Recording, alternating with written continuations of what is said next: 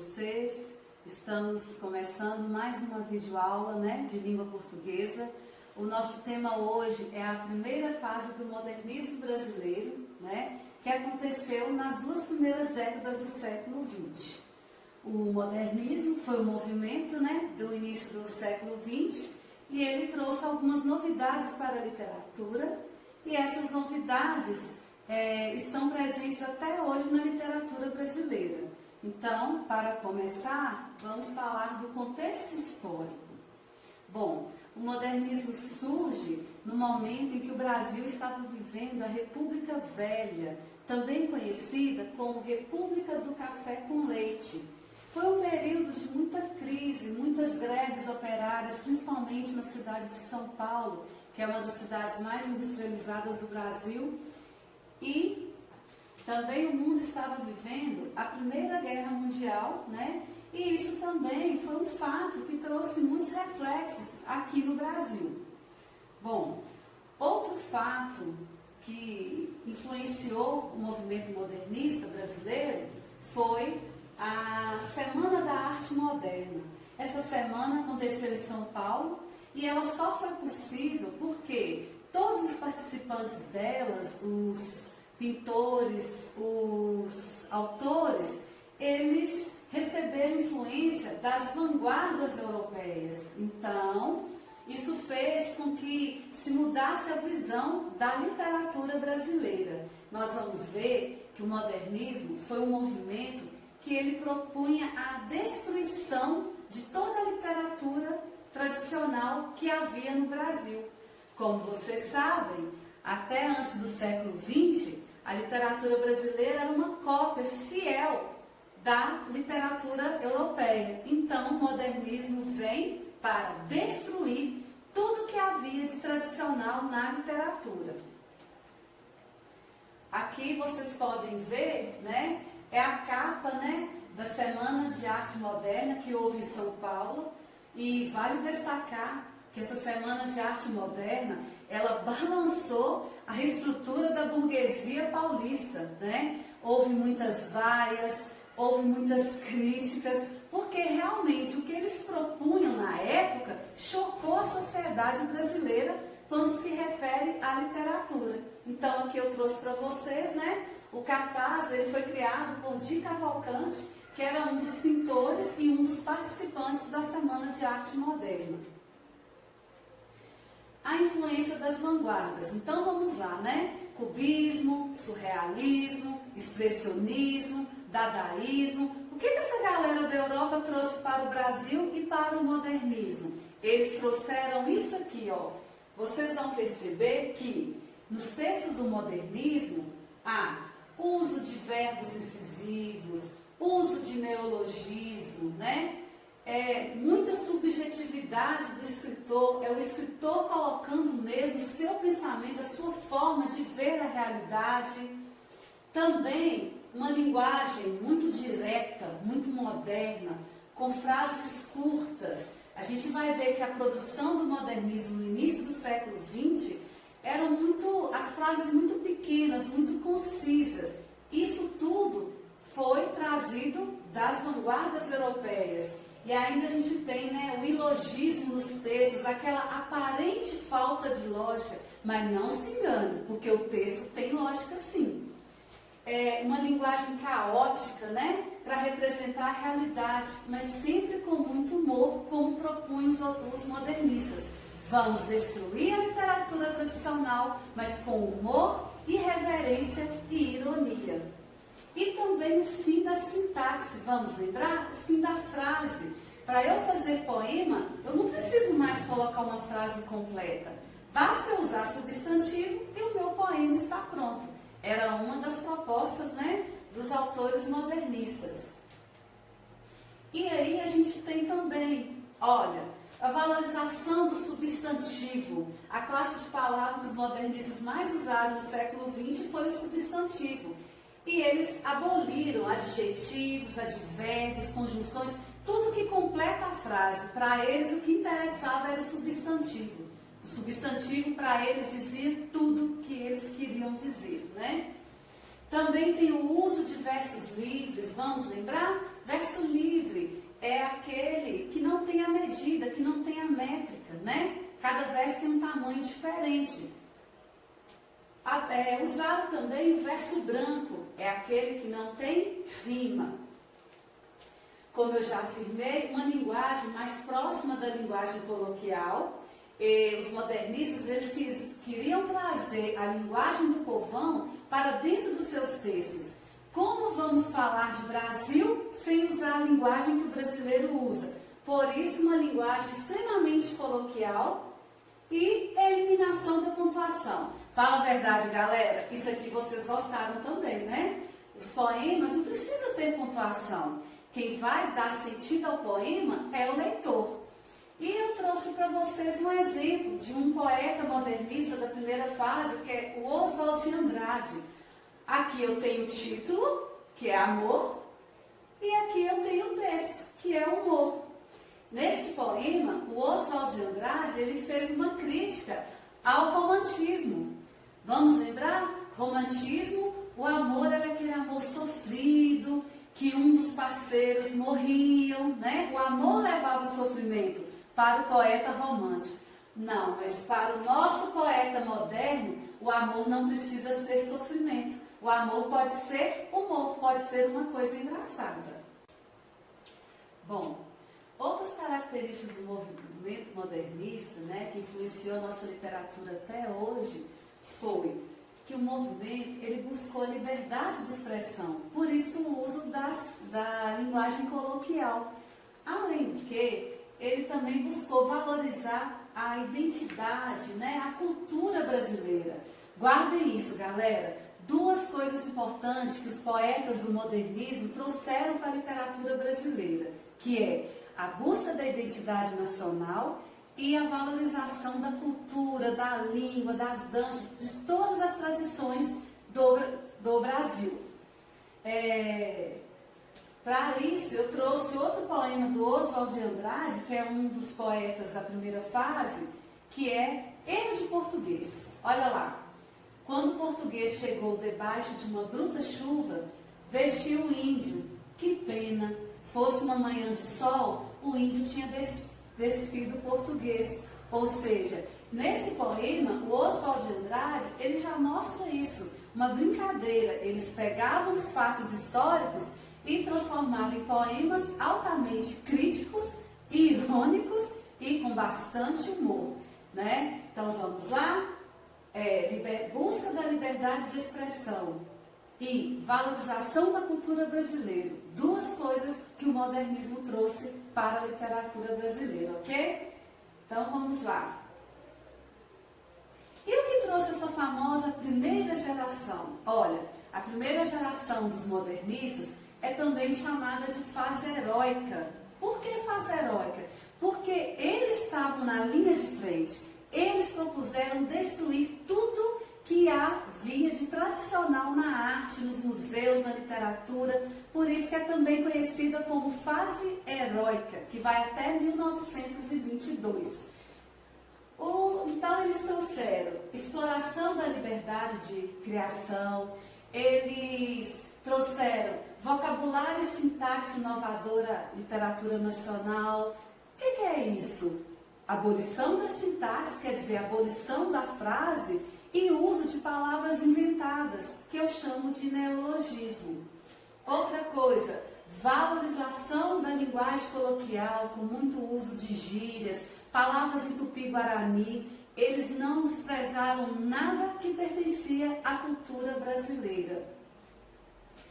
Também foram totalmente opostos, né, às convenções sociais. Eles criticavam mesmo a burguesia, principalmente, né, em São Paulo, a burguesia paulistana. Para eles, tudo que era da burguesia tinha que ser destruído, porque a burguesia não representava o povão. Lembrando que, de forma bem crítica e muito bem humorada, eles propuseram, então, reconstruir a cultura brasileira. E propuseram também rever a nossa história. Por isso aquele poema anterior do Oswald de Andrade, que ele chamou de erro de português. Qual seria o erro do português? Não é mesmo?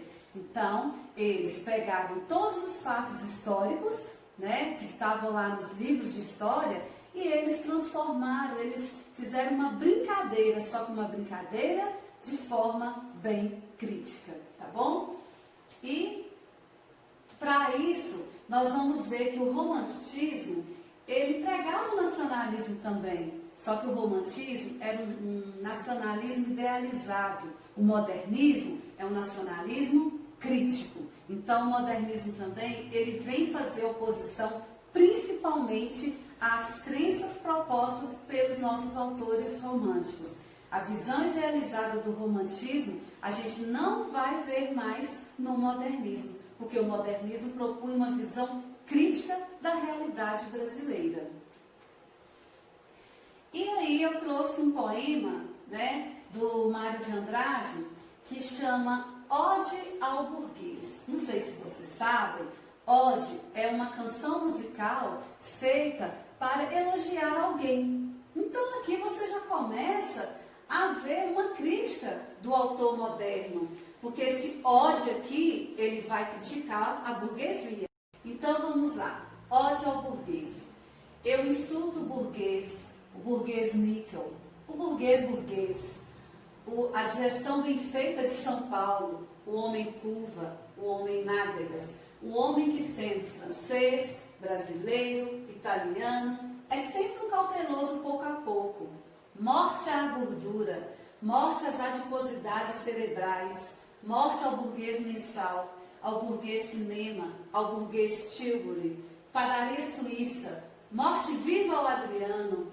Ai, filha, que te darei pelos teus anos? Um colar, conte 500, mas nós morreremos de fome. Então, como vocês podem ver, ode aqui, ó, já traz realmente uma ironia. Ele faz uma crítica aberta, bem aberta, à burguesia de São Paulo, né? Quando ele fala, eu insulto o burguês, ele já está dizendo claramente, ele não vem fazer uma ode ao burguês, ou seja, uma composição para elogiar o burguês. Ele já vem insultando, criticando mesmo a burguesia de São Paulo, ok? Então vamos lá. Aqui eu trago para vocês a famosa tríade, né, da primeira fase modernista, como eu já disse, a chamada fase heróica. Esses caras aqui, ó, que foram os desbravadores, os que mais destruíram a literatura tradicional que havia, né, aquela cópia fiel da literatura europeia. Então nós temos aqui Oswald de Andrade, ele foi casado com a pintora Tarsila do Amaral. Eu tenho aqui o Manuel Bandeira, ele já é de Recife, o Oswald de Andrade é paulista, o Manuel Bandeira já é de Recife, e muito cedo ele veio morar em São Paulo e teve contato com eles.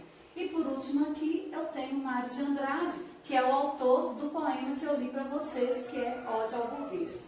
Então vamos ver o que esses caras fizeram com a nossa literatura. Primeiro, eu tenho Oswald de Andrade, que foi marido por 4 anos da pintora Tarsila do Amaral, uma das mais famosas do Brasil. Ele foi um dos responsáveis pela implantação do modernismo no Brasil, né? E em 1924, ele publicou um romance chamado Memórias Sentimentais de João Miramar, onde ele revolucionou o gênero, porque ele passou a trazer para dentro do romance uma escrita fragmentada, coisas muito exploradas até hoje, né? Então, a maior contribuição do Oswald de Andrade foi escrever romance numa escrita fragmentada. Então, pensa o que a galera, né? O que a burguesia paulistana achou disso, né? E o Oswald de Andrade, ele, com as ideias dele, né? Ele criou dentro do modernismo um movimento chamado movimento antropofágico. E esse movimento era de engolir tudo que vinha da Europa e separar aquilo que é bom e colocar a característica brasileira. Esse movimento antropofágico veio influenciar, né, na década de 60 no Brasil, um movimento chamado tropicalismo, que foi liderado por Caetano Veloso e Gilberto Gil. Esse movimento, né, do tropicalismo, eles aproximaram a música, o rock guitarras elétricas ao ritmo tradicional da música brasileira. Então, o tropicalismo só existiu por influência das ideias do Oswald de Andrade lá em 1922.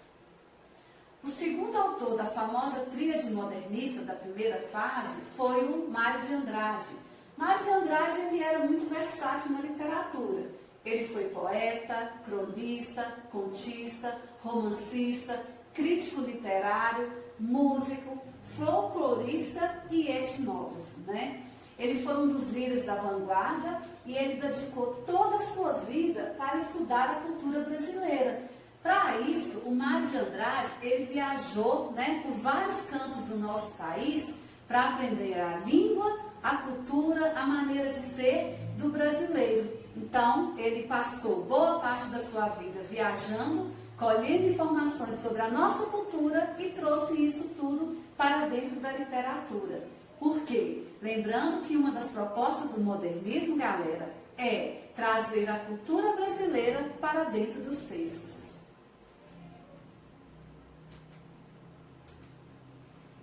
Bom, por ser um estudioso do nosso folclore, o Mário de Andrade, ele publicou em 1928 a sua obra mais famosa, que é Macunaíma. O livro acabou virando filme, né? Acabou indo para o cinema. O Macunaíma é o herói sem caráter. O Mário de Andrade, ele acabou fazendo uma crítica à literatura indianista do romantismo. Aquela visão do índio, herói, cavaleiro medieval, não existe mais para o autor modernista. O índio agora, ele terá outra visão. E o Mário de Andrade, irreverente como ele era, ele acabou criando o herói sem nenhum caráter. Para começar, Macunaíma era preguiçoso, uma coisa que não existia lá na visão romântica do índio, ok? E por último, né, para coroar a nossa tríade da primeira fase modernista, nós temos aqui Manuel Bandeira, esse recifense arretado que veio fazer a vida em São Paulo. O Manuel Bandeira, ele não participou, né, da Semana de Arte Moderna, mas ele enviou um poema que eu vou ler daqui a pouco para vocês, chamado Sapos, que foi lido por outro poeta, que foi o Ronald de Carvalho. Olha, o poema Sapos causou um estardalhaço, galera, no Teatro Municipal de São Paulo. Vocês vão ver daqui a pouco por quê. Inclusive, provocou várias vaias da plateia. O Manuel Bandeira, ele é conhecido como mestre do verso livre, de temas prosaicos. O que é isso? Temas do cotidiano, coisas simples, que outros autores não davam importância. Ele trouxe para dentro da literatura. Então, ele é o mestre da simplicidade e ele usou, como ninguém, a simplicidade para falar daquilo que é simples, daquilo que ninguém dava importância até então. Ele explorou em seus poemas ritmo e a sonoridade da poesia. Sabe o que marcou a poesia do Manuel Bandeira? Foi a doença que ele tinha, tuberculose, que na época não tinha cura, não é igual é hoje.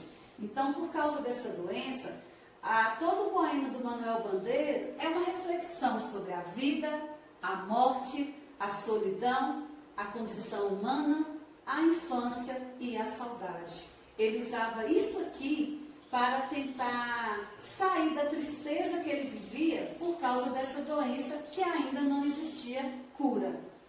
Um dos poemas dele, que ele fez, entre aspas, em homenagem a essa doença que ele tinha, foi o pneumotórax, que ele dizia assim: o Senhor tem uma escavação no pulmão esquerdo e o pulmão direito infiltrado.